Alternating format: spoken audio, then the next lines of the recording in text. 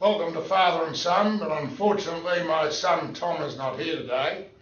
He's got some pressing engagements, but you will be able to listen to us on 3AW at 12 noon. That's now on every Sunday for an hour, so you'll probably catch up with a bit of the news.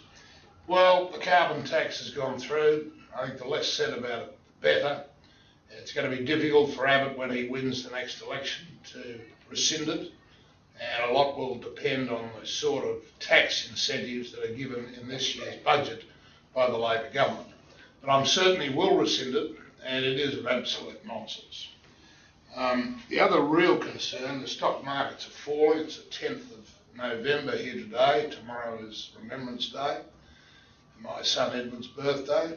The stock market came off in New York by 300 points overnight. And people are very worried about what's still going on in Europe. Italy looks to be in a lot of trouble. Another Prime Minister has been tarred and loses his job, Berlusconi. He's now resigning.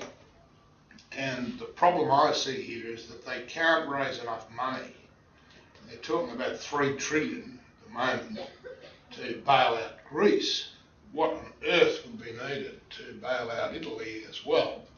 When you think about Italy, it's the third biggest country in the EU. So it is a real problem, and I think it's a long way from being resolved, if ever. My prediction was that eventually at stumps they were 8 for 214, so that means South Africa have got the edge, and it resumes tonight. The other thing that's got underway today is the Australian Open. Always a great event, and this is probably the best field since the days when Kerry Packer used to organise Jack Nicklaus, Gary Player and others to come out and play. And there's 12 of the top 20 players that are playing in the Australian Open at the Lakes Course in Sydney. It should be great for your weekend viewing, and of course next week we have the President's Cup here at Royal Melbourne.